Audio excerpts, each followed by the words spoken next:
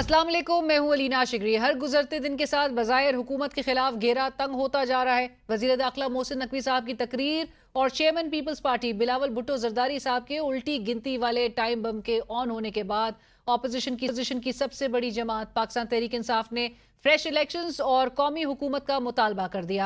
Chairman PTI barrister गौर खान साहब ने Adiala jail के बाहर गुफ्तगू करते हुए कहा कि कोई दो राय नहीं कि सिस्टम को रीसेट होना चाहिए। ना सिर्फ वज़ीर ने सवाल उठाया बल्कि अहम हुकूमती इत्तेहादी ने वज़ीर आज़म को धांधली ज़दा करार दिया। वज़ीर आज़म को फिल फॉर असेंबली इजलास बुलाकर एतमाद का वोट लेना चाहिए। वज़ीर आज़म फॉर असेंबली का इजलास बुला करके एतमाद का वोट लेना चाहिए था, जिसमें वो नाकाम। तो यही नजर आ रहा है कि वज़ीर आज़म एतमाद खो गए।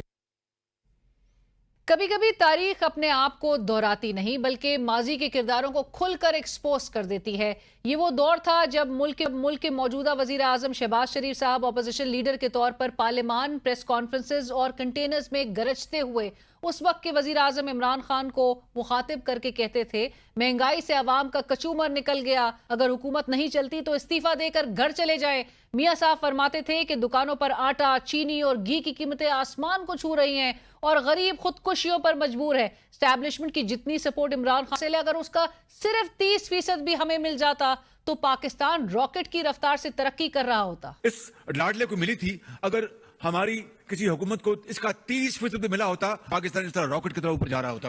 आज तालिब इल्मों से वजीफे छीन लिए गए, रोजगार खत्म हो गया, कारोबार खत्म हो गया, मजदूर बेरोजगार हो गया, रोटी 2 रुपए से 15 रुपए तक जा पहुंची।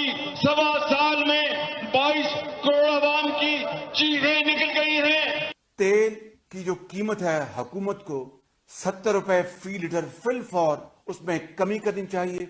आम आदमी को रिलीफ होगा और हुकूमत को कोई नुकसान नहीं होगा कतन। ऐसी हुकूमत जो कि इस मुल्क के अंदर आज भारी बोझ बन चुकी है। पूरा पाकिस्तान बच्चा बच्चा इस बात की गवाही दे रहा है कि ये 74 साल की बदतरीन हुकूमत आई है जिसने अवाम का सांस जीना छीन लिया है। पाकिस्तान के अंदर आज जो माशी सूरत हाल है वो बदकिस्मती से इंतहाई खराब है। इस वक्त आम आदमी के लिए जिंदगी गुजारना मुश्किल हो चुका है। तारीख की बदतरीन इनकॉम्पिटेंट हुकूमत है।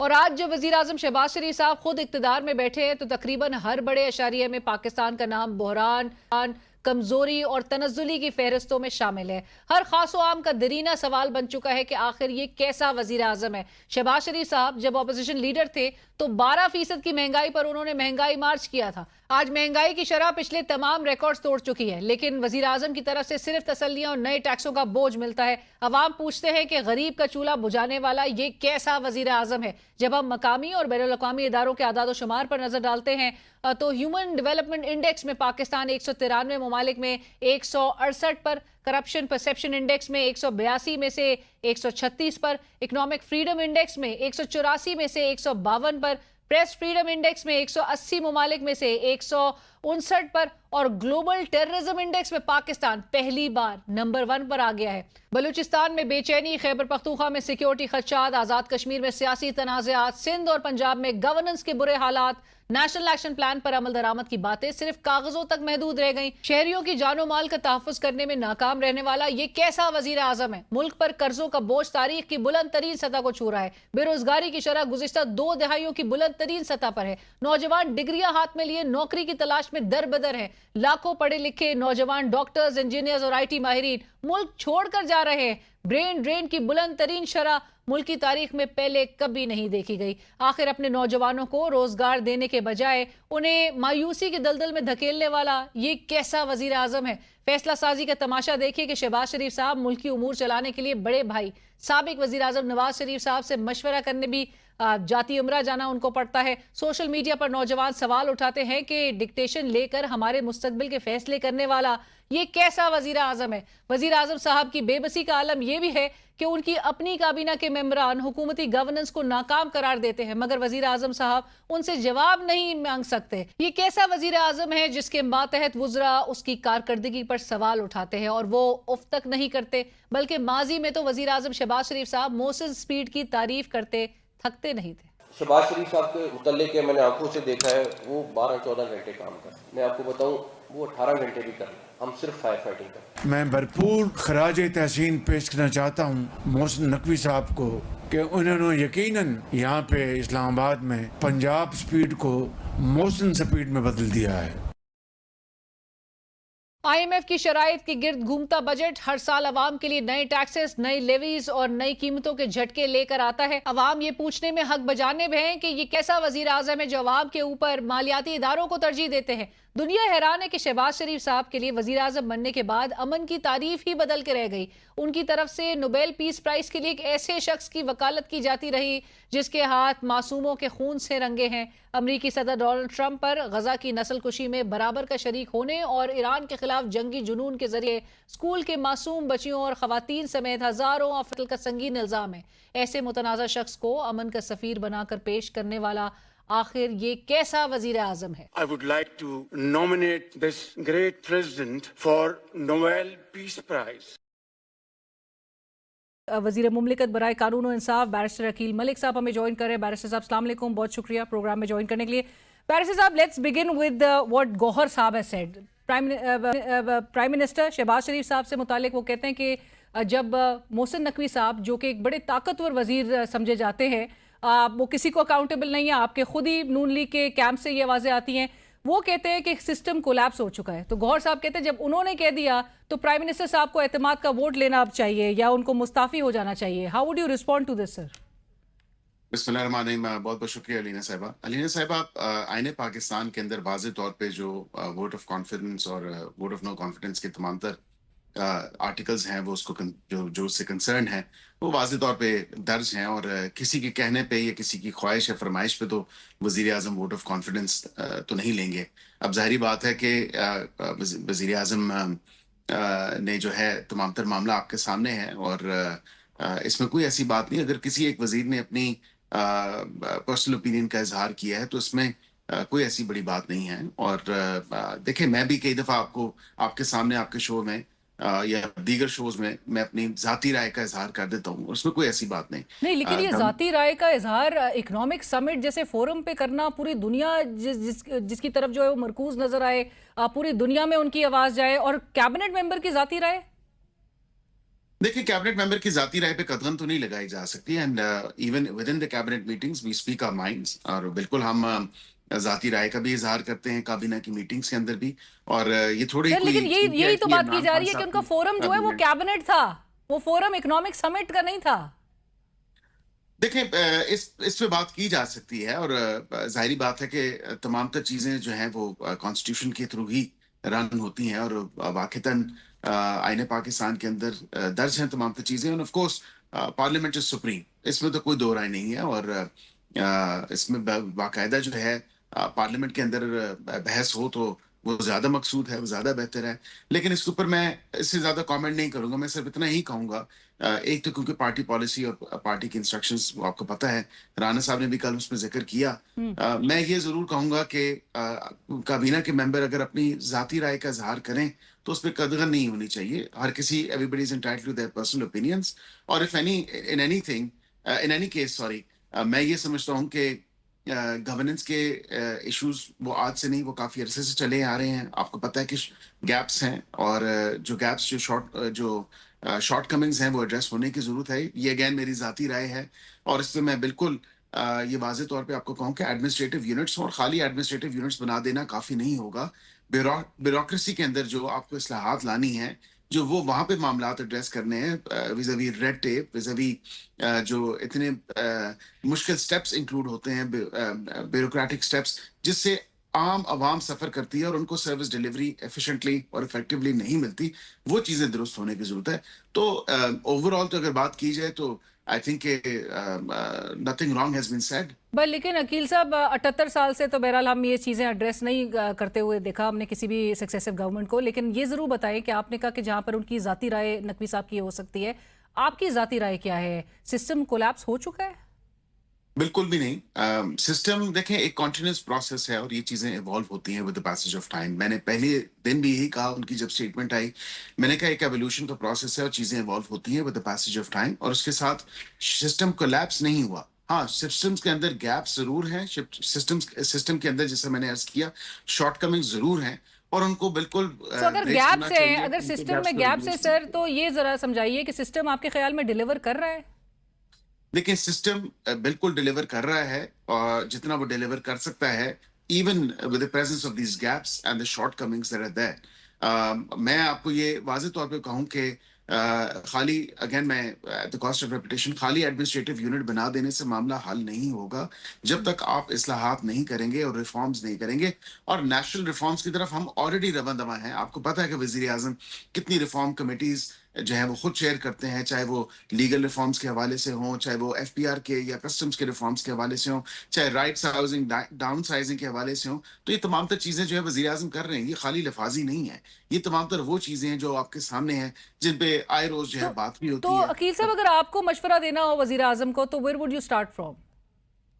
देखिए ऑलरेडी द वजीर आजम साहब ने जो है he is on the right track with the right sizing and the downsizing and with the reforms in FPR, but I think वजीर आजम को अब जल्द जो है एक तो मैंने आपको जो कहा था और आज रिपोर्ट भी हुआ कि परफॉर्मेंस एवेल्युएशन होनी चाहिए, तमाम मिनिस्ट्रीज की, तमाम वज़रा की परफॉर्मेंस को एवेल्युएट करना चाहिए, जो कि वज़ीर आज़म करते हैं, और अब उसको थोड़ा फॉर्मलाइज भी कर दिया गया सर है। ये तो वैसे भी करना चाहिए, ये अंडरस्टूड बात नहीं है। इसके लिए फिर मोहसिन नकवी साहब की तकरीर नहीं होनी चाहिए? नहीं, वो करते भी हैं। आई थिंक उसको थोड़ा सा और फॉर्मलाइज कर दिया है बाकायदा तौर पे, कि वाज़ेह तौर पे वो तमाम तर चीजें जो तब से लेके अब तक इस हुकूमत के अंदर जो आप पिछले माली साल के अंदर आप बेहतरियां लेके आए हैं अपनी मिनिस्ट्रीज के अंदर, और उससे आम आदमी को क्या फायदा पहुंचा है और क्या उसका असर आया है मुस्बत असर, या जो भी उसका असर है, तो वो सर क्या मुस्बत असर वैसे आम आदमी की जिंदगी में आया? आम आदमी की जिंदगी में हम माइक लेकर जाते हैं, हम चला नहीं सकते अपनी टीवी स्क्रीन पे आम आदमी जो गुफ्तगू कर रहे हैं? नहीं, आम आदमी की जिंदगी में अगर मैं अपनी वजारत के हवाले से बात करूं, तो फिर आम आदमी की जिंदगी में जो ई कोर्ट्स का हमने जो वीडियो लिंक के थ्रू एविडेंस का तमाम तर मामला हमने शुरू किया, वो उसके बाद हमने केस मैनेजमेंट सिस्टम के जो एक पूरा मैकेनिज्म इंस्टॉल किया है, गवर्नमेंट के जो केसेस होते हैं वो उनको ऑन ट्रैक रखने के लिए, being on top of them, staying on top of them with the information कि कौन सा केस कहाँ पेंडिंग है। यही इस्लाहात हैं जो आपको डिजिटल मामले की तरफ लेके जा रही हैं और डिजिटाइजेशन की तरफ लेके जा रही हैं। तमाम तर हमने डिजिटल आर्काइव सिस्टम जो है इंस्टॉल किया, और जिससे एक्सेस टू जस्टिस अवार्ड भी हमें मिला कॉमनवेल्थ का इसी साल फरवरी 2026 में, एंड दैट टू ऑब्वियसली मैंने आप ही के प्रोग्राम में जिक्र किया कि मिनिस्ट्री हमें वैसे पता नहीं, हमें active access to justice award भी मिल रहे हैं पाकिस्तान जी, को। कॉमनवेल्थ का एक्सेस टू जस्टिस अवार्ड मिला है डिजिटाइजेशन के ऊपर, जो हमने तमाम तर जो रिकॉर्ड्स हैं 1800 से लेके all the way up until 2025 2026 जो है, हमने वो रिकॉर्ड्स डिजिटाइज किए हैं, उसको आर्काइव किया है। उसके साथ दीगर इस तरह की देखिए छोटी मोटी चीजें, ये तो कुछ मिसालें मैंने आपको दे दी, लेकिन इसी सर तरह यहाँ पर हमारे कई और मुल्क में चीजें जो हैं, सहाफियों को वो और नोटिस initiatives मिल जाते हैं खबर करने के ऊपर, वो गिरफ्तारी के हवाले से धमकियां दी जा रही होती है, लेकिन उनको भी बता देना चाहिए फिर कि हमारा जो है इस वक्त स्टेटस क्या है, कि पाकिस्तान को अवार्ड से नवाजा जा रहा है। बट गुज़िश्ता रोज ही अकील साहब, राना सनाउल्लाह साहब ने एक टीवी टॉक शो में कहा कि निज़ाम पर, और यही मोहसिन नकवी साहब की गुफ्तगू पर वो रद्द अमल दे रहे थे, तो वो कहते हैं निज़ाम पर अमल किसने करना है? इंतजामिया, अदलिया और मुकन्नना आइन में दर्ज अपनी हुदूद में रहकर काम करे तो एक साल में हर चीज ठीक हो जाएगी। अमल ना करे और ये कहे कि सिस्टम डिलीवर नहीं कर रहा, तो इसका तो कोई हल नहीं। सर तो राना साहब भी तो ये बात एडमिट कर रहे हैं कि जिनके जो काम है वो अपने एम्बिट में रह के अगर कर रहे होते तो फिर एक साल में चीजें ठीक हो जाती।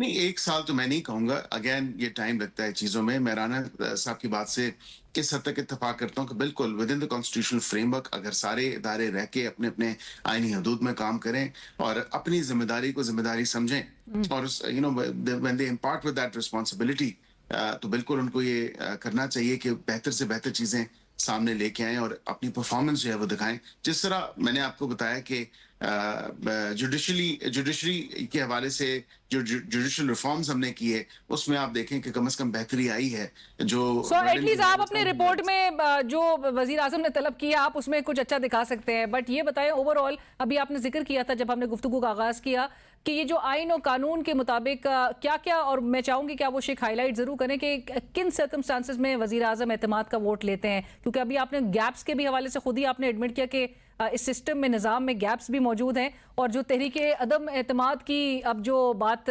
बाज़गश्त है उसके भी हवाले से बताइएगा कि क्या ये पूरा सिनेरियो आपको नहीं लगता कि एक अल्टीमेट सिनेरियो बन चुका है इस वक्त की ऑपोजिशन के लिए? देखिए, मैं ये समझता हूँ कि एक तो आइन का आर्टिकल 91 है और दूसरा जो है इसी हवाले से जो वोट ऑफ नो कॉन्फिडेंस जो है वो 95 है। तो जाहिर बात है उसके अंदर दर्ज है कि क्या वो हालात हो सकते हैं, क्या वो सर्कमस्टांसेस हो सकते हैं जिनके सर्कमस्टांसेस में इस चीज को अडॉप्ट करते हुए आगे जाया जा सकता है, बढ़ा जा सकता है। वो और आपके ख्याल वाज़ेह तौर में पे- नून लीग सर, आपकी जमात अभी भी इल्यूजन में है कि अभी वो सर्कमस्टांसेस नहीं बने? ऑब्वियसली नहीं बने, और यही बात है कि ऐसी सर्कमस्टांसेस की नौबत नहीं आई। हाँ, कुछ अपॉर्चुनिस्ट जमातें जरूर हैं, जिस तरह पीटीआई का आपने जिक्र किया, वो इसको देख के तो शायद समझते हैं कि अब वो ज्यादा जो है वो बेहतर पोजीशन में आगे हैं।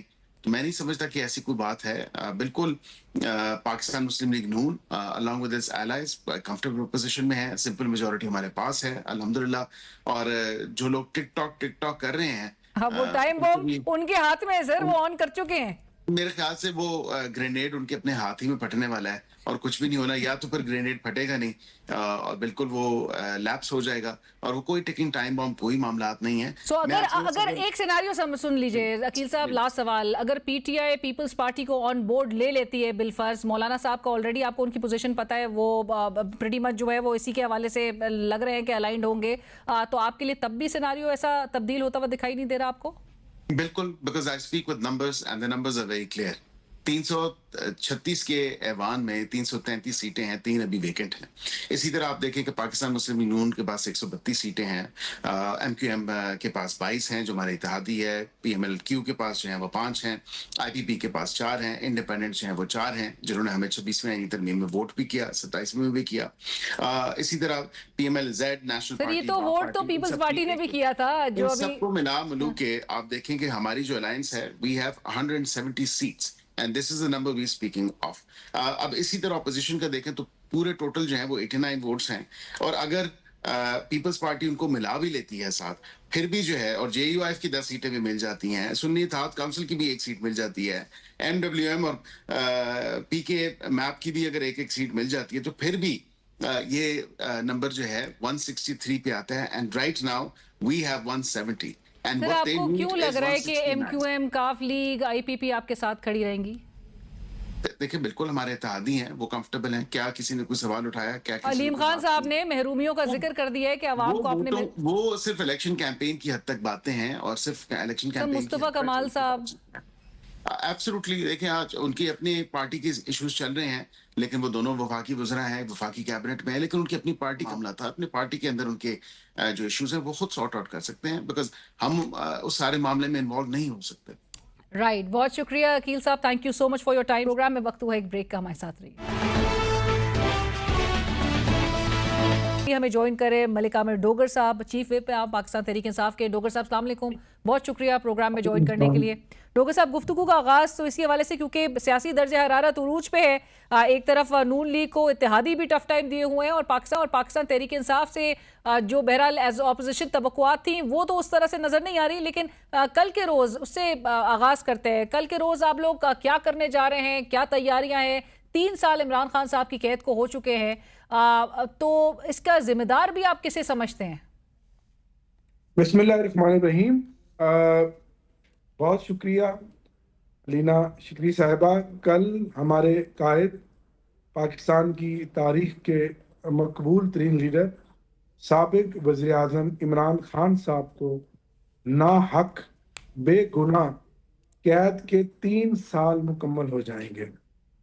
ये 3 साल दिन नहीं थे, ये 3 साल का अरसा नहीं था, बल्कि इन 3 सालों में आपने देखा जमहूरियत, इंसाफ और आइन की पामाली हुई, इंसाफ का कत्ल हुआ, और इन 3 सालों में ही 8 फरवरी 2024 को अवाम के वोटों पर डाका डाला गया और अवाम के ऊपर एक अजाब की शक्ल में इन चोरों के टोलों को, इस टोले को मुसल्लत कर दिया गया जो पिछले 40 सालों से इस गरीब अवाम का खून चूस रहे हैं। इनका पेट अभी भी नहीं भर रहा, इनकी इक़्तिदार की हवस अभी भी खत्म नहीं हो रही, जिसकी मिसाल आपने कश्मीर और गिलगित बल्तिस्तान के इलेक्शन में देखी कि इक़्तिदार की रस्साकशी के लिए किस तरह ये एक दूसरे के ऊपर और हकीकत बयान करने पर मजबूर हो गए और फॉर्म 47 का याद दिलाया बिलावल भुट्टो साहब ने PMLN को। तो मेरे नजदीक तो दोनों एक ही थाली के दो चट्टे हैं, दोनों ही एक सिक्के के दो रुख हैं। इमरान खान डट कर खड़ा है, बड़ी बहादुरी के साथ वो जेल काट रहा है। नहीं, लेकिन डोगर साहब वो तो डट के खड़े हैं, बहादुरी से जेल तो काट रहे हैं, लेकिन 3 साल से वो जेल के अंदर है, ये भी एक हकीकत है। और उनकी रिहाई अब तक पार्टी के ऊपर बहुत ज्यादा इस वक्त सवाल उठते हैं, और जो आपका वर्कर भी सवाल करता है कि क़यादत ने क्या किया उनकी रिहाई को मुमकिन बनाने के लिए।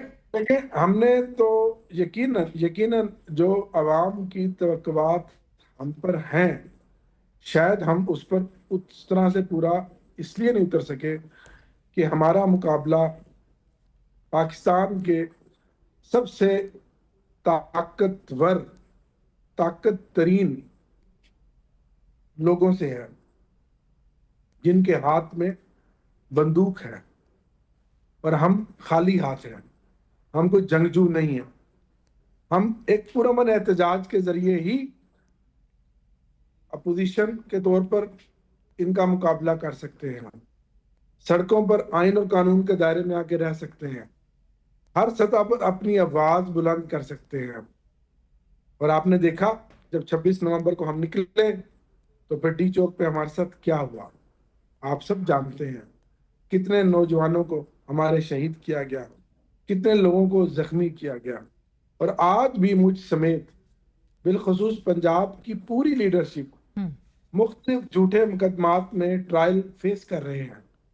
और खुद इमरान खान साहब पाकिस्तान की तारीख में इससे बढ़कर इतना बड़ा सियासी इंतकाम का निशाना किसी लीडर को नहीं बनाया होगा कि जिसके ऊपर 2, 4, 5, 10, 20 झूठे मुकदमात नहीं है, 186 मुकदमात दर्ज हैं इमरान खान पर, और जिसमें से 100 मुकदमे एक सेंचुरी पूरी सिर्फ पंजाब में है, जो झूठे और बेबुनियाद और ना हक हैं और सियासी बुनियादों पर बनाए गए हैं। राइट। सो डोगर साहब कल ये बताइए, हाँ जी, कि कल कोई ऐसा बड़ा ऐलान करने जा रहे हैं कोई लॉन्ग मार्च के लिए, क्योंकि लोगों की तवक्कुआत आप लोगों से लॉन्ग मार्च के हवाले से, किसी कोई एहतजाजी कॉल के हवाले से है। यकीनन कल जो पेशावर का जलसा होगा उसमें पार्टी बतौर अपोजिशन पार्टी, पाकिस्तान की सबसे बड़ी पार्टी होने के नाते मुस्तकबिल का लाहेअमल देंगे। और उसके लिए खान साहब की बहनें, मैं सलाम पेश करता हूँ उनकी जद्दोजहद को, उनकी जद्दोजहद और उनकी बहादुरी पर, ख़ास तौर पर अलीमा आपा जो मोबिलाइजेशन कर रही हैं KPK में। तो यकीनन आने वाले दिनों में तहरीक इंसाफ एक बार फिर एक बड़े एहतजाज की कॉल देगी। तो अलीमा खान साहिबा का आपने जिक्र किया, वो तो कह रही हैं कि लॉन्ग मार्च के लिए इस्लामाबाद की जानिब जो है वो कॉल दी जाए, आप इत्तेफाक करते हैं इस बात से? देखें, यकीनन जब कुछ नहीं हमें नजर आएगा, जब अदालतों से इंसाफ नहीं मिलेगा, अदालतों के दरवाजे बंद हो जाएंगे, खान साहब से हमारी मुलाकातें ना सियासी लीडरशिप की होगी, ना उनकी फैमिली की होगी, ना उनके डॉक्टर्स की होगी, तो फिर हम कहाँ जाएंगे? फिर हम जाहिर है सड़कों पर ही जाएंगे। और जब आप सड़कों पर जाने की बात करते हैं तो पाकिस्तान की सियासी तारीख में जो धरना या लॉन्ग मार्च या जो रुख होता है वो इस्लामाबाद की तरफ ही होता है। यही 50 सालों से मुख्तलिफ सियासी पार्टियां पहले करती आई हैं। हम कोई अनहोनी नहीं करने जा रहे। अगर हम उस तरफ जाएंगे तो इसकी पहले 20 मिसालें हैं। सो डोगर साहब, अभी यानी कि इस लॉन्ग मार्च की कॉल के हवाले से और आपकी गुफ्तगू से ये जाहिर हो रहा है कि अभी इसमें वक्त है, यानी वक्त है भी और वक्त नहीं भी। लेकिन हमारा एक एक दिन अब बड़ी मुश्किल से गुजर रहा है। अब अवाम का भी पैमाना लबरेज हो चुका है। अवाम भी चाहते हैं कि जल्द से जल्द हमारे लीडर इमरान खान साहब की रिहाई हो, और लीडरशिप यही चाहती है। और खुद आप ये देखें, आप अपने दिल पर हाथ रखकर देखें, क्या पाकिस्तान में इतनी लंबी जेल इन 5, 10, 15, 20 सालों में कितनी सी ने काटी हो? और जेल भी वो जेल जो कह दे तन्हाई की जेल हो, जिसमें आपको 1 साल से मुकम्मल ब्लैकआउट कर दिया जाए, आपकी किसी भी सतह पर कोई एक्सेस ना हो। इतना जुल्म एक उस शख्स के साथ जिसने बात की थी पाकिस्तान की खुद मुख्तियारी की, जो चाहता था कि पाकिस्तान की एक आज़ाद खारजा पॉलिसी बने, और उसी की सजा उसको उस वक्त दी गई जब उसने गैर मुल्की सहाफ़ी को एब्सोल्युटली नॉट कहा।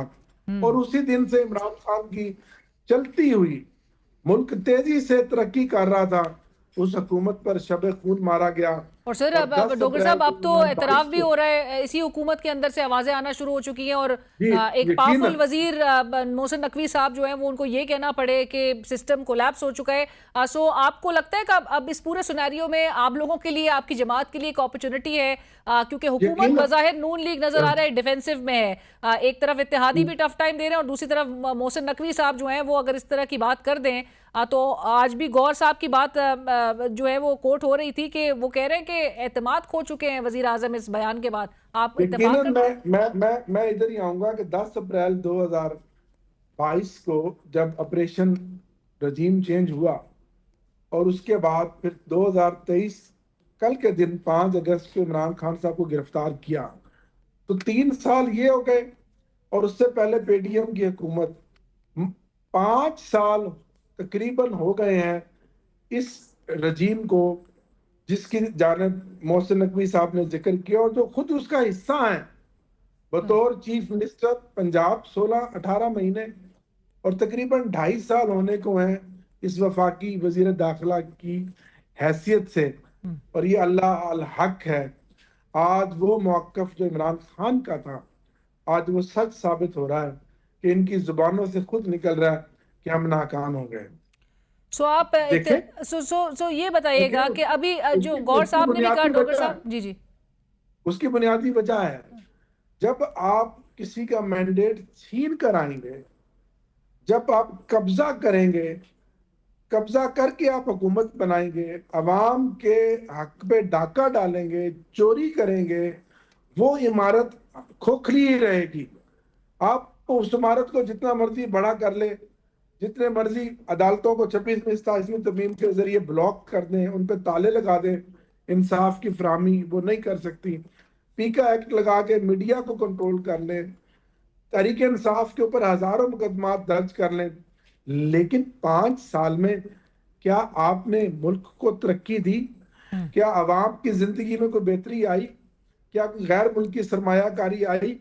क्या मुल्क में नए कारखाने लगे? नहीं, कुछ नहीं हुआ। मुल्क वहीं का वहीं था, बल्कि पीछे चला गया।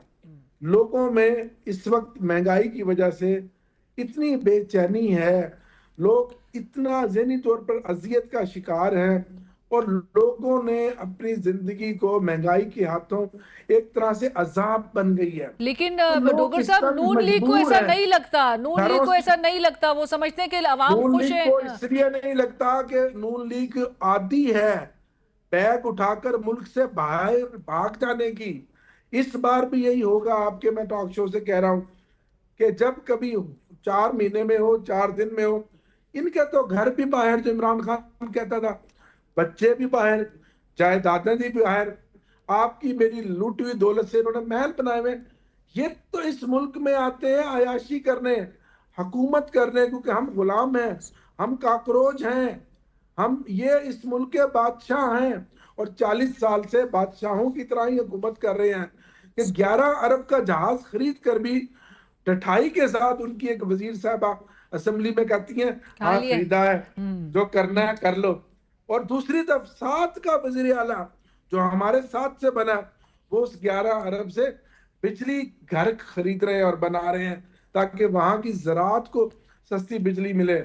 अवाम को बिजली मिले। सो डोगर साहब है जुल्म। ये बताएं कि अब अगर ये पूरे अशराफिया ने आइडियल हम पर किया है, ठीक, ये अगर पूरा एक ऐसा माहौल बन चुका है, अवाम भी सफ़र कर रहे हैं, तो तहरीके अदम एतमाद के लिए क्या पाकिस्तान तहरीक इंसाफ जो है वो अब पीपल्स पार्टी को रीच आउट करेगी? मौलाना साहब की भी इस वक्त सिस्टम के हवाले से उनके भी जो तासुरात है वो भी सबके सामने, सो कुछ ना कुछ गेयर अप किया जाएगा इस हुकूमत को टफ टाइम देने के लिए। देखिए आने वाले दिन और आने वाला जो माहौल, जिस तरह टेम्परेचर हाई हुआ है इस्लामाबाद में, काफी मजेदार होगा, काफी चीजें आपको देखने को मिलेंगी।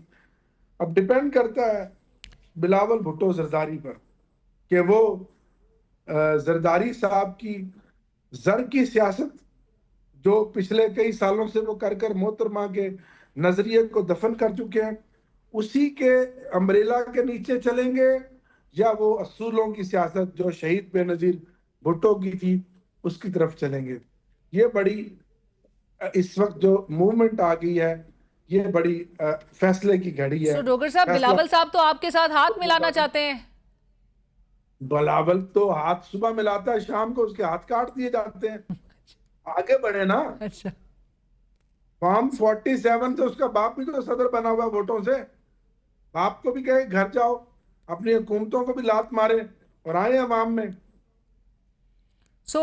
अगर तो ये डिसाइड करते हैं ऑपोजिशन में बैठना, तो पाकिस्तान तहरीक इंसाफ वेलकम करेगी इस मूव को?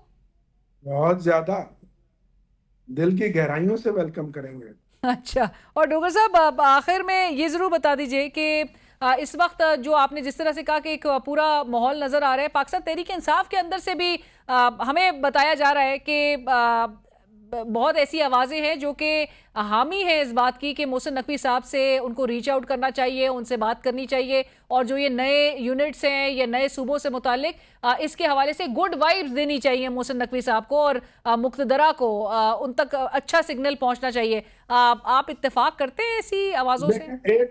मोहसिन नकवी साहब की एक बात का तो मैं बड़ा ज़बरदस्त सख्त हामी हूँ, क्योंकि आपको पता है कि मेरा ताल्लुक मुल्तान से है और जनूबी पंजाब अलग सूबा बनाने के हवाले से मेरा और मेरे वालिद मरहूम सेनेटर सलाउद्दीन डोगर साहब की बड़ी जद्दोजहद है, हमारी बड़ी मेहनत है। हम चाहते हैं, और इस पर आलमोस्ट कंसेंसस अगर कहीं पाकिस्तान में है तो साउथ पंजाब के सूबे पर है। सूबे बनने चाहिए। 1947 से लेकर 2026 में आज को 78 साल होने को हैं, हम वहीं के वहीं खड़े हैं जब तक, और आबादी कहाँ चली गई। हम चाहते हैं कि सूबे लसानी बुनियादों पर ना बने, जबान की बुनियाद पर ना बने, आबादी की बुनियाद पर बने। ठीक, जहां जहां आबादी है और वहां मुमकिन है कि एक साइजेबल, एक वायबल, एक स्मार्ट यूनिट एडमिनिस्ट्रेटिवली बन सके, उसको बनाना चाहिए। जहां आबादी नहीं है तो वहां अभी यूनिट बनाने की जरूरत नहीं है, क्योंकि उस आबादी को ही आपने कंट्रोल करना है सरकार अमूर से, और अमूर सरकार से तभी आप कंट्रोल करेंगे जब आपकी हुकूमत इख्तियारात निचली सतह तक मुंतकिल होंगे। बिल्कुल, और उसके लिए बेस्ट यही है कि एक मजबूत लोकल बॉडीज सिस्टम हो और छोटे यूनिट पर मुश्तमिल सूबे हों। राइट। और डोगर साहब, आपका व्यू आखिर में क्विकली मुझे बता दीजिए, फिर मुझे वाइंड अप करना है। नेशनल गवर्नमेंट, ये कौमी हुकूमत के आप हामी हैं? क्योंकि ये खबर आ रही है कि गौहर साहब ने शायद सपोर्ट किया इस बात को कि फ्रेश इलेक्शंस कराए जाए, नेशनल गवर्नमेंट की तरफ मामला को लेकर जाया जाए। देखिए, अगर तो नए फ्रेश मैंडेट की तरफ मामला चलता है और फॉर्म 47 के बगैर वो इलेक्शन होते हैं और वो नेशनल गवर्नमेंट के जरिए मुमकिन हो, तो फिर मैं उसका हामी हूँ। और अगर नेशनल गवर्नमेंट बनाकर ट्रक की बत्ती के पीछे लगाकर फिर मामला किसी और तरफ जाएगा, जैसा कि लग रहा है, और सियासी स्पेस शायद और कम होती हुई नजर आ रही है, तो फिर मैं हामी नहीं हूँ। बहुत शुक्रिया डोगर साहब, thank you so much for your time. Program में वक्त हुआ एक ब्रेक का, हमारे साथ रहिए। और नाज़रीन, प्रोग्राम में इस वक्त हमें ज्वाइन करें पाकिस्तान पीपल्स पार्टी के सेक्रेटरी जनरल नैयर हुसैन बुखारी साहब। बुखारी साहब, अस्सलाम वालेकुम, बहुत शुक्रिया प्रोग्राम के लिए आपने वक्त निकाला। बुखारी साहब, सबसे पहले गुफ्तगू का आगाज़ इसी हवाले से कि जो गुज़िश्ता रात बिलावल साहब का पैगाम आया है और नून लीग को बाकायदा उन्होंने बज़ाहिर तो लग रहा है डराया गया है उनकी जानिब से, कि ये जो उल्टी गिनती है वो शुरू हो चुकी है, और बिलखुसूस उन्होंने नून लीग वालों को मुखातिब करके ये बात कही है। पर दूसरी जानिब राना सनाउल्लाह साहब एक टीवी टॉक शो पे बुखारी साहब बैठे हुए थे, वो तो बज़ाहिर डर ही नहीं रहे हैं। वो कह रहे बिलावल साहब की स्ट्रैटेजी ठीक है, अच्छी रही है, और 10 तारीख के बाद जो है ये उल्टी गिनती सीधी हो जाएगी। तो ये कोई स्ट्रैटेजी है? देखें जी, बिलावल साहब ने जो बात की उसके मैं क्या वजाहत करूं, मतलब है कि उसकी तो हम तायद करते हैं उसको, उनकी बात की। अब राना साहब जी कहते हैं कि जी सीधी हो जाएगी, ये उनसे सवाल करें उनकी क्या मंतक है, उनके पास क्या रीजनिंग है। बात यह है कि हमने चेयरमैन बिलावल ने मीरपुर डिवीजन के इंतखाबात के बाद ये कहा कि हमारे वोटों पर डाका डाला गया और हमारी 4 कॉन्स्टिट्यूंसीज हमसे छीनी गई। हमने कहा उस पर एक टीम भी बनी, नेगोशिएशन भी हुई। राना साहब और मैं पीपल्स पार्टी की टीम को लीड कर रहा था, राना साहब नून की लीड कर रहे थे, लेकिन ये मुज़ाकरात कंक्लूड किए बगैर फर्स्ट को वहाँ से आगे हमें इतला किए बगैर। बहरहाल चेयरमैन ने कहा कि आपकी उल्टी गिनती शुरू होगी, इसलिए कहा कि आपने तरीका इख्तियार किया मीरपुर डिवीज़न में, वो आप तरीका मुजफ्फराबाद में नहीं करेंगे। यहाँ पे इंश्योर करेंगे कि फ्री फेयर और ट्रांसपेरेंट इलेक्शन होंगे, तो अदरवाइज़ तो फिर हमें अपना रद्द-ए-अमल देना पड़ेगा और हमें अपना फ्यूचर कोर्स ऑफ एक्शन भी देना पड़ेगा। तो उसका तुरंत बुलाया, उल्टी गिनती शुरू हो जाएगी। बहरहाल ये इसके बारे में उसका क्या प्रोसीजर क्या होगा, ऑब्वियसली मेरी क़यादत इसका बैठ के फ़ैसला करेगी, मुशावरत करेगी क्या क्या तरीका इख्तियार हो। लेकिन हमने कन्वे कर दिया कि आप मुल्क में कानून और आइन की पासदारी नहीं चाहते, आप जबर के ज़रिए हुकूमतें करना चाहते हैं। आपने जबर के ज़रिए हमारी गिलगित में 3 सीटें छीनी, आपने जबर के ज़रिए हमारी यहाँ सीटें छीनी, 4 सीटें आपने मीरपुर डिवीज़न में हमारी छीनी। और कल आप देख लें कि जो इलेक्शन हुआ 2 तारीख को, उसमें भी आपने धांधली की। सिटिंग प्रेसिडेंट था, एक्टिंग प्रेसिडेंट, उस पर नून लीग के कारकुन हमलावर हुए। वो एक कारकुन को शहीद किया गया, एक MNA को ज़ख्मी किया गया, उसके साथियों को ज़ख्मी किया गया। तो ये जबर के माहौल में जमहूरियत और सियासत नहीं होती। अगर आप जबर करेंगे तो फिर ये निज़ाम भी नहीं चलेगा। और निज़ाम के हवाले से तो वैसे ही हुकूमत के अंदर से ही आवाज़ आ गई है, बुखारी साहब के सिस्टम कोलैप्स कर चुका है। मैं उस तरफ आऊँगी, बट बुखारी साहब आपने जिस तरह से कहा कि ये जबर और जुल्म के हवाले से ही कि जो कुछ इन्होंने 2 मराहिल में होता हुआ हमें नज़र आया है, पीपल्स पार्टी की एक बड़ी सख्त पोजीशन है, और जो टेम्पलेट अब हमें नज़र आ रहा है मोरोलेस ये भी चेमगोइयाँ हो रही हैं और एक तासुर बन चुका है कि तीसरे मरहले में भी मोरोलेस यही कुछ हमें होता हुआ दिखाई देगा। आप लोगों ने इलेक्शन कमीशन के भी हवाले से, उनके रोल के हवाले से भी काफ़ी ऑब्जेक्शन रेज किए, पर दूसरी तरफ यही राना सनाउल्लाह साहब बुखारी साहब कह रहे हैं कि जॉइंट एक्शन कमेटी के कारकुनान के साथ मिलकर वहाँ पर एक केओस क्रिएट किया गया पीपल्स पार्टी की जानिब से। आपकी वहाँ पर हुकूमत है, वज़ीर आज़म आपके हैं, सब चीज़ आपके अंडर है, इंतज़ामिया। और दूसरा ये कि वो गिलगित बल्तिस्तान का भी हवाला दे के नून लीग कह रही है कि वहाँ पर भी ब्लैकमेलिंग से हुकूमत बनाई है पीपल्स पार्टी ने। पहली बात यह है कि ये इल्ज़ाम लगा रहे हैं जॉइंट एक्शन कमेटी के साथ मुज़ाकरात तो ये भी करने गए थे, राना सनाउल्लाह उसमें मौजूद थे, इनका कश्मीर अफेयर्स का मिनिस्टर वहाँ पे मौजूद था। और अगर समझते कि आज़ाद कश्मीर की हुकूमत में ऑटोनमी है, ऑटोनमस है, फिर इनको जाने की क्या ज़रूरत थी जॉइंट एक्शन कमेटी के साथ मुज़ाकरात करने की। वफाक से मेरी क़यादत को रिक्वेस्ट की कि आप अपने 2 नुमाइंदे भेजें। अगर वफाक का इन्फ्लुएंस नहीं था, अगर सोली वो PM आज़ाद कश्मीर कम्पिटेंट था या गवर्नमेंट कम्पिटेंट थी, तो उनको डिसाइड करने देते। फिर ये क्यों दखलंदाजी करने के, मीनिंग देयर बाय कि वो ऑटोनमस नहीं है, उनकी कैपेसिटी नहीं है। अगर कैपेसिटी होती तो वफाक में आपने कश्मीर अफेयर्स की मिनिस्ट्री क्यों रखी हुई है? What is the purpose of that ministry? GB में भी इस मिनिस्ट्री का मकसद क्या है? पंजाब एक सूबा है, वहाँ पे पंजाब अफेयर्स की कोई मिनिस्ट्री है वफाक में? सिंध अफेयर्स की या KPK अफेयर्स की मिनिस्ट्री है? ये क्यों मिनिस्ट्री है? अगर आपका सिस्टम है, एक सिस्टम के तहत आप गवर्नेंस यहाँ से बैठ के करते हैं, इसलिए आपकी मुदाखलत से ये जबर और तशद्दुद हुआ।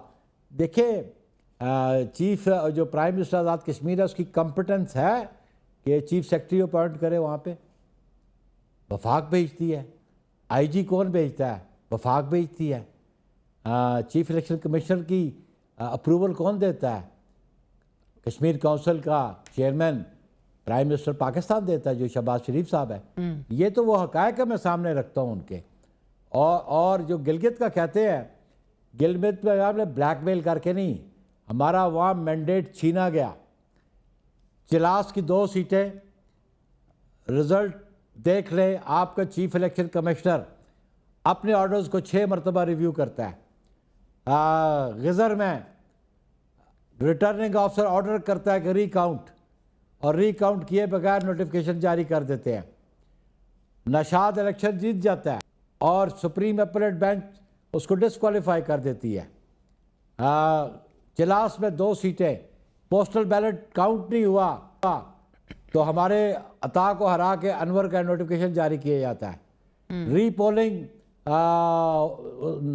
नसीम के हल्के में होती है, वो हम जीत गए हैं। वहाँ पे अभी भी चिलास में 1 सीट का डिसीजन नहीं है, नशाद का भी डिसीजन नहीं है, स्पीकर फॉर्मर स्पीकर नज़ीर का डिसीजन नहीं है।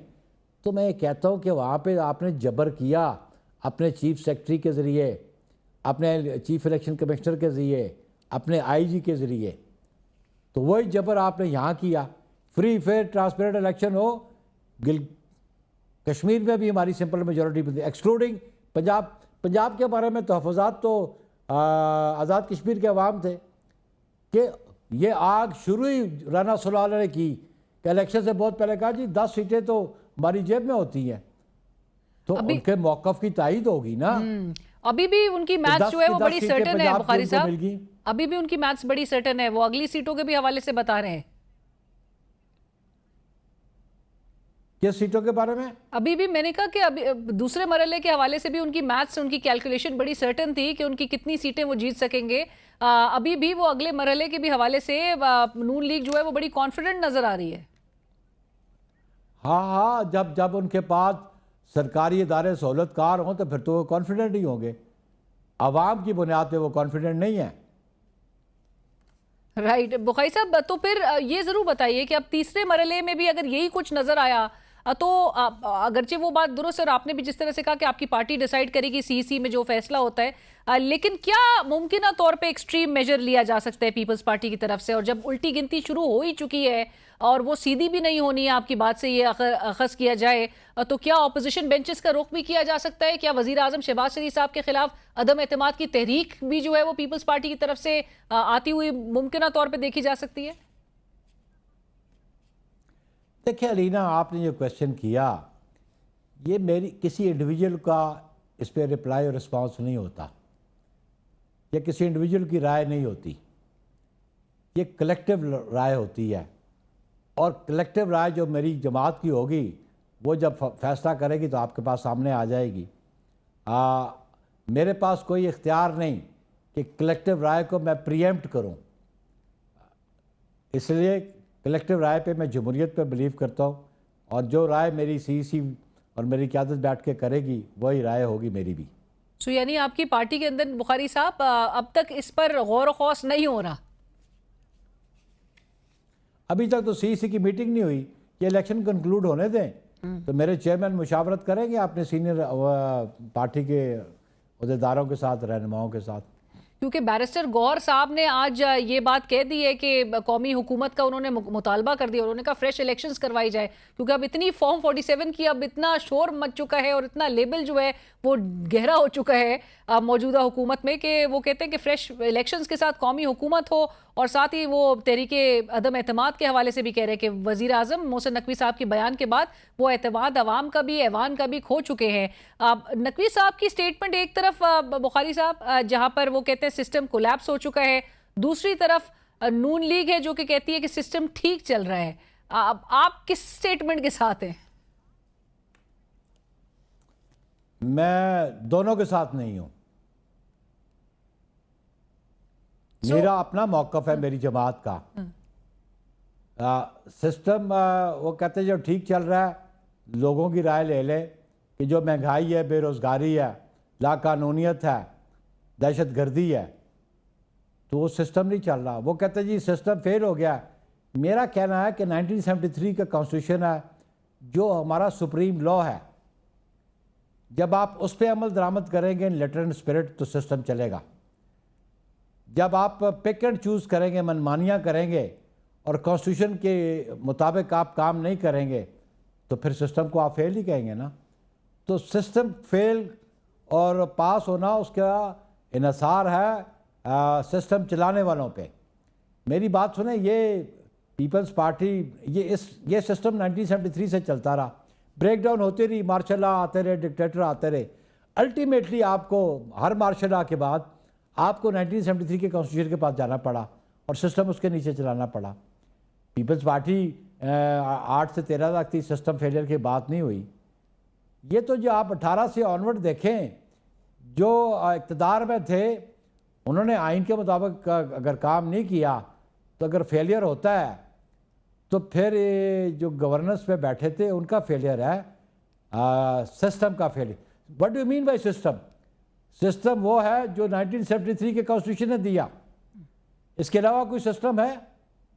अगर 1973 का कॉन्स्टिट्यूशन सिस्टम देता है तो फिर उसको चलाने वाले अगर उसको चला नहीं पाते तो नालायकी नाअहली उनकी है ना, सिस्टम की तो नहीं है।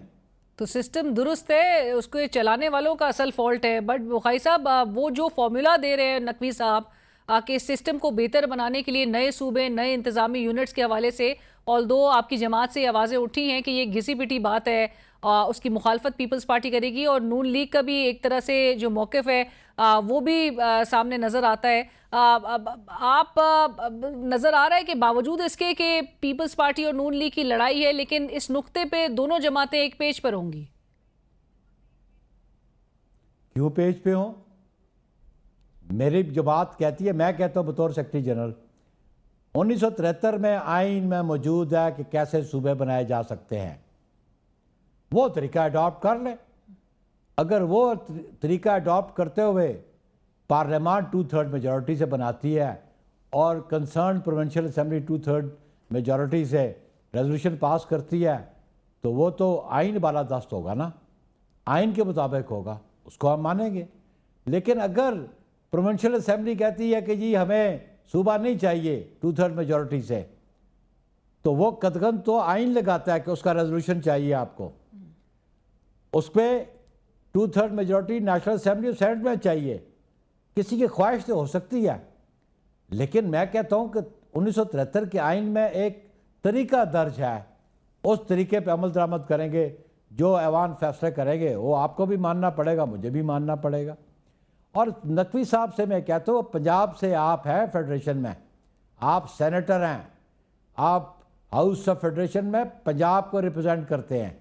ज़रा पंजाब असम्बली का रिकॉर्ड तो उठा कर देख लो कि जहाँ पे रेजोल्यूशन साउथ पंजाब का पास हुआ पड़ा है। आप सेनेट के मेंबर हो, जब मैं चेयरमैन सेनेट था तो 2012 में एक अमेंडमेंट कॉन्स्टिट्यूशन की अप्रूव हुई 2/3 मेजॉरिटी से सेनेट ऑफ पाकिस्तान से कि साउथ पंजाब के सूबे की, लेकिन उसके बाद असेंबली डिसॉल्व होगी तो वो बिल डाई डाउन हो गया। इन्हें करें, हिम्मत करें, आप पंजाब को रिप्रेजेंट करते हैं सेनेट में, वहाँ से शुरू कर लें। बाकी सूबों में करना चाहते हैं तो उन असेंबली से रेजोल्यूशन पास करवा लें। अगर 2/3 मेजॉरिटी का रेजोल्यूशन पास करते हैं, इसका मतलब है उस सूबे के अवाम की अक्सरियत ये चाहती है। अगर वो मुस्तरद करते हैं, इसका मतलब है उसका अवाम के सूबे की जो अवाम है वो नहीं चाहती। It's a very simple thing.